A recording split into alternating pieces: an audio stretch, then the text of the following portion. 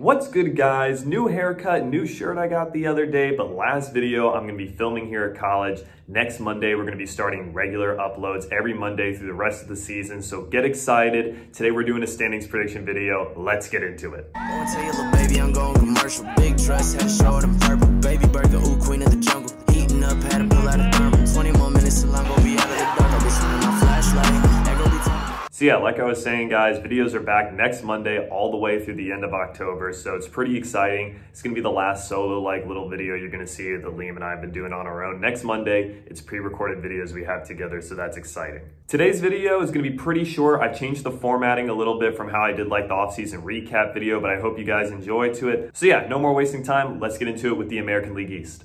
All right, so yes, here it is, my fancy new graphic, standing predictions for each division. Obviously, I've got the Yankees in first place. I think pretty much everyone does. They're favorites for the division, and in my mind, it's essentially a lock. I got them finishing at 99 wins. I could see them finishing with more, could see them finishing with less if they run into some injuries again like next year. I don't expect the Rays to be as good, unfortunately, after some of the trades they've made this offseason. I'm coming down a little harshly on them. I've got them projected at 84 wins, definitely still in there for the wild card hunt, but the Blue Jays, I've got them at one game better at 85 and 77, one game ahead of them. I think the Blue Jays are going to be a team to watch, definitely going to be in the hunt for the playoffs. And then in fourth place, I got the Red Sox at 80 and 82. They made some moves this offseason, but I don't think we're going to be seeing them in the playoffs this year. And in last place, I got the Orioles. Pretty much everyone saw it coming. I think they're going to be another one of the worst teams in baseball this year, but hopefully stock up for some draft picks and be better in the future.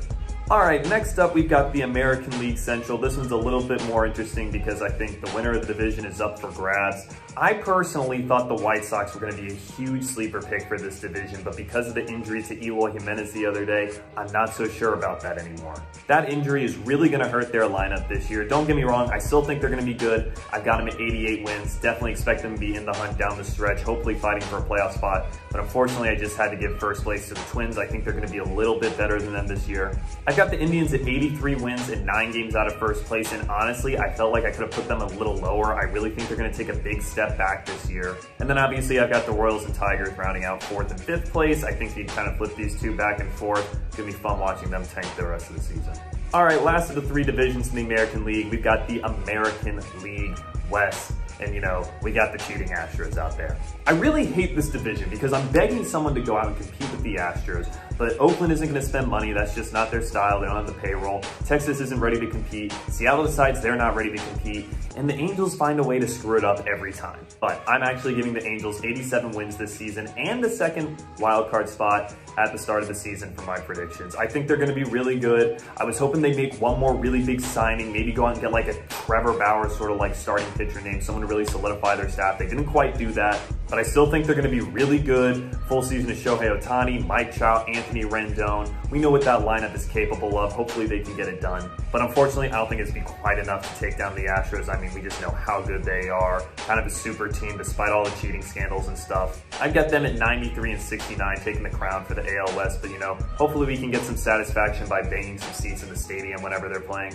I've got the Oakland Athletics at 83 and 79. This was really hard for me. I want them to be a good team, but I do think they took a step back this offseason and got worse. If this was another shortened season and expanded playoffs, I'd say, yeah, sure, I see the A's competing, but over a 162 game stretch, I don't think they're gonna be good enough to beat the Astros or the Angels this season. And then, yeah, I got the Rangers at the bottom, Mariners just ahead of them. A lot of people think the Mariners are gonna be on the come up soon. I've still got them finishing with 94 losses. I really don't think they're gonna be that good this year.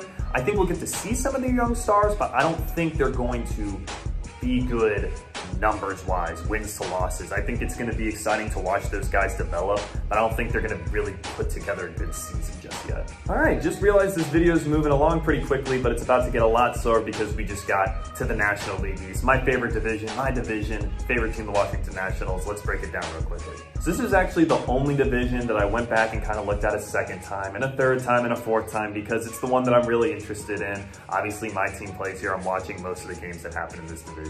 For some reason, a lot of people think the Braves took like a big step back this offseason. I mean, they didn't make any significant improvements, but I didn't really see them get worse. I mean, yeah, they lost Mark Melanson, but they brought back Marcelo Zuna. Like, that was really the one big name on the table they were trying to get back, so I don't see why they would be that much worse. They have a great coaching staff, a lot of playoff experience. They were one win from the World Series last year, and I think Ronald Acuna is ready to put this team on his back. So I got the Braves winning the division at 90 wins and 72 losses, and then second place is where things start to get interesting. Obviously, I'm a little biased, and I've been watching the Nats this spring, and they actually look really good. I think the new acquisitions are paying off well. Kyle Schwarber and Josh Bell are dropping absolute bombs for them. But as good as the Nats spring has been, the Mets has been just as good. Francisco Lindor is absolutely tearing it up for them. And the guys they're throwing later in games that you're going to see in their bullpen look super sharp, which is always a big concern for the Mets. So right now, I've got the Mets in second place with 87 wins and the Nats in third place with 85 wins. Just 2 games separating the two. And you know what? I'm almost doing this as a jinx. I'm calling out the Mets, all you Mets fans out there. I want the Mets to be better than us this year. Seriously, on paper, they should be a way better team. But the Mets is the Mets. I feel like there's something that always gets in their way somehow and they choke down the stretch. And then I've got the Phillies finishing at 82 and 80 in fourth place. I'm not really expecting them to be a playoff contender, but I'm sure I'll eat my word on that. They could be very good this year. I think Bryce Harper is due for a bounce back. They made some really good signings, able to bring JT back, so they should be good. And then I've got the Marlins in fifth, 70 and 92. Don't think they're going to repeat their miracle 2020 season, but hey, who knows? Next up, we've got the NL Central, and this is going to be a really fun division to watch this year. Even looking at it on my computer right now, I'm wondering if I should go and change my predictions. Right now, I've got the Cardinals in first at 87 and 75, the Brewers 1 game behind them at 86 and 76, and the Cubs 2 games behind the Brewers, 3 out of first at 84 and 78.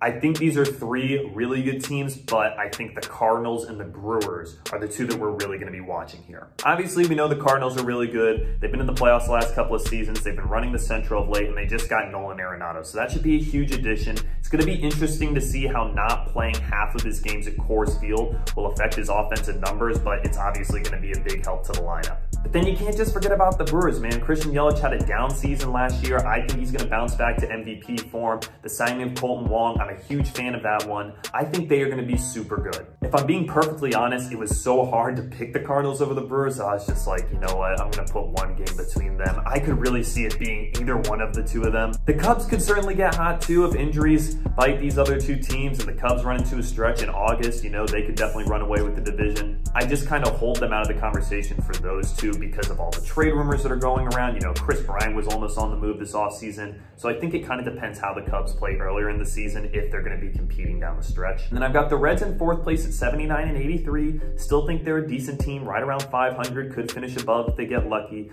Obviously, they lost Trevor Bauer in free agency though, and didn't make a whole lot of moves. So I think they're going to be taking a step back. And then I've got the Pirates in dead last, 60 and 102. I think it's going to be a rough season for them. And honestly, I would probably bet on them to have the worst record in baseball right now. I take it back. The Rockies are going to have the worst record in baseball because we just got to the National League West and got to the best rivalry you're going to see in baseball this year. The Dodgers and Padres are going to be 2 powerhouse teams, probably the 2 best teams in the National League, maybe the 2 best teams in baseball, and they have to play in the same division. I've got the Dodgers with 108 wins, the Padres with 95, but I want to see the Padres win this division. I want it to happen badly, man. I just think the Dodgers are too good. I mean, duh, they just won the World Series. What, they've been to 3 of the last 4, something like that. They added Trevor Bauer. I mean, they are just so good. They're able to bring back Justin Turner. Their lineup is super deep. I think Corey Seager is going to have a huge bounce back season. I've got them at 108 and 54, the best team in the West, the best team in the National League, and the best team in baseball,